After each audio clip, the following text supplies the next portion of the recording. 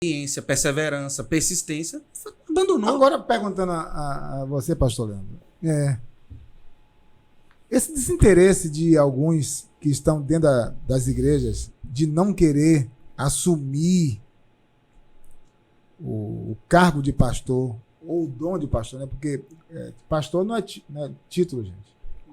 Pastor é dom. O título é uma mera percepção do dom que está ali, do dom, né? que está. Muito bem.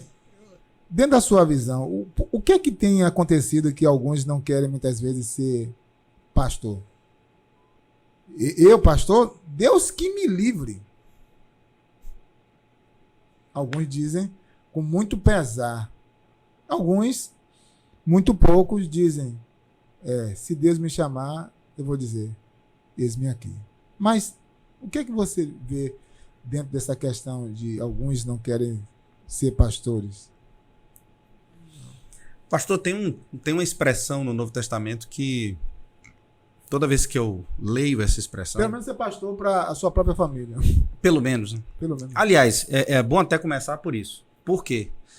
A expressão que Paulo vai utilizar a respeito do tempo do fim é que os homens seriam amantes de si mesmos. Essa expressão me gela a espinha. Amantes de si mesmos. Ministério pastoral, função pastoral e hedonismo, ser amante de si mesmo, não podem estar na mesma frase. Não andam juntos. Não tem como. Ou você entende que ser pastor é abrir mão de si mesmo. E é justamente o oposto de amar a si mesmo. E eu estou falando dentro daquele princípio básico. Eu me lembro que quando eu conheci minha esposa, Manuela, eu pedi ela em namoro. 15 dias depois eu fiquei preocupado. A gente não tinha dado o primeiro beijo ainda. Malmente tinha pego na mão dela. E ela tirou rapidamente. Eu preciso conversar com ela porque eu não sei o que é que vai ser de mim no futuro. Chamei ela e fiz assim: olha, eu não sei para que o Senhor me chamou ainda. Mas eu tenho certeza que não vai ser fácil.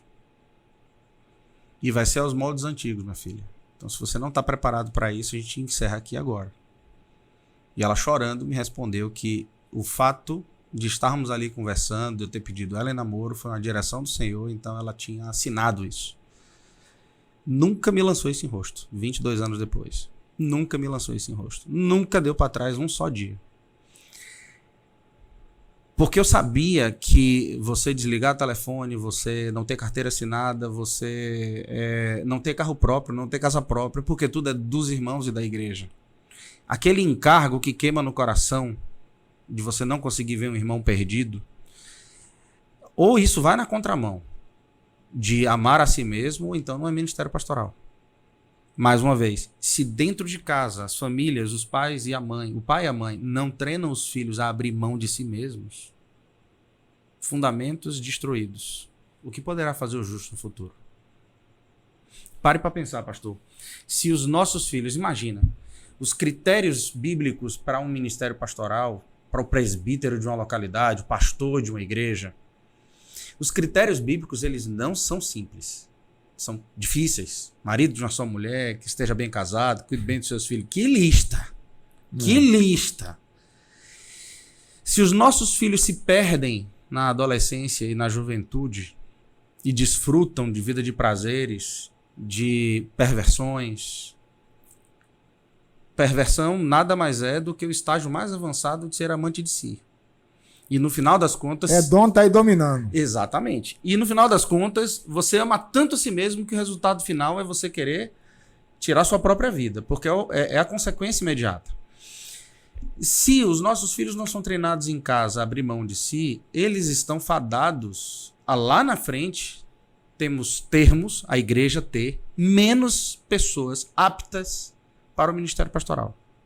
Com certeza. Porque quando ele vai se tornar pastor, aí ele volta pro Senhor, mas ele volta com a vida toda truncada, toda atrapalhada, toda bagunçada. Foi toda bagunçada, toda destruída, e ele vai com essa mente destruída. Ele vai com essa atrapalhação.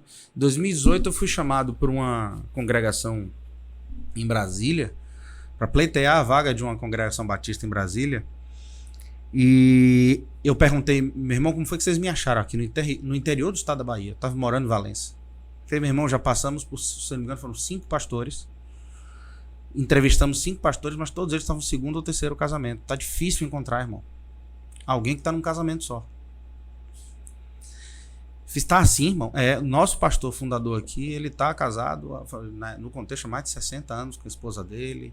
Já tá convalescente, não tá muito... Então, estamos cuidando dele, ele já não consegue, tá pastoreando. Então, não gosta de boa saúde, tá? Não gosta de boa saúde. A igreja estava assumindo isso, o cuidado com ele de maneira muito boa. Eu fiz, olha aqui, em que ponto nós chegamos. Você aceitou? Não, porque eu falei pra ele, eu não tenho direção de ir embora de Valença agora. Se o senhor tivesse me dado essa direção... Estavam caçando um pastor assim, com esse perfil? Imagina a situação. Imagina a situação. Por quê? Porque é complexo. Os nossos jovens têm sido... A escola dos nossos filhos tem sido a escola onde eles estudam. A escola de vida deles é a escola onde eles estudam. Onde os nossos filhos crentes têm que fazer um esforço sobre-humano, muitas vezes ser o amparo dos pais,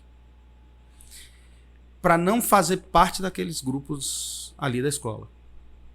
Uma vez meu filho virou para mim e fez, pai, por que na hora de passear os meus colegas não me chamam? Eu falei, porque você é crente.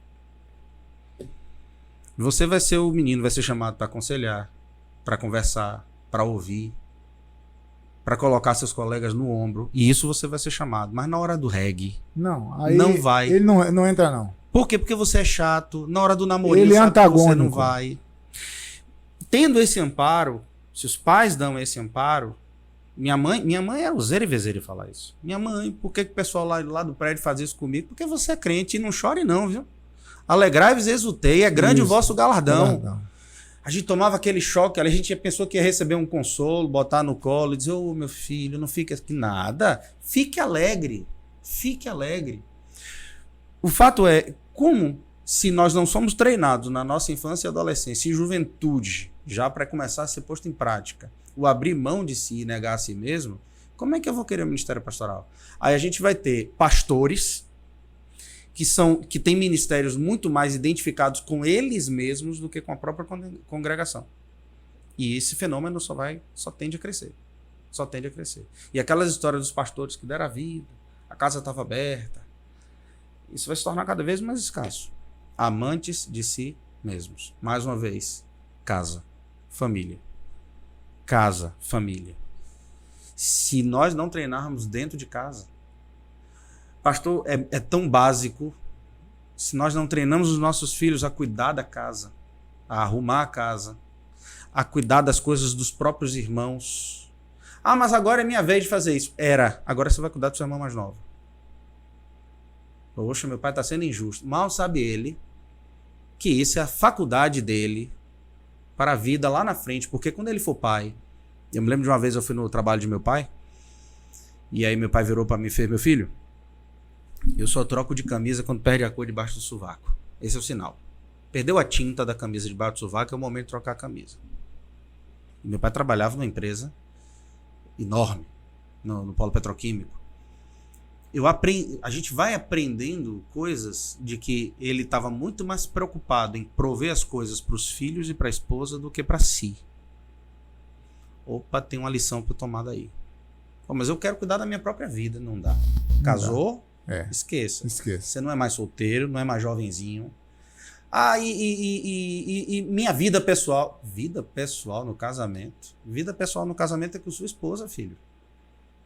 É com sua esposa. Não acabou, essa fase passou. Vida pessoal você tinha um pouquinho na juventude. A depender da juventude que você teve. Porque eu não tive vida pessoal na juventude. Eu estava servindo desde jovem. Comecei a pastorear com 17 anos de idade. Então, toda a idade. Você pergunta, mas eu tinha tempo para quê? Praia, bater baba, cinema. Não tinha nem dinheiro para cinema.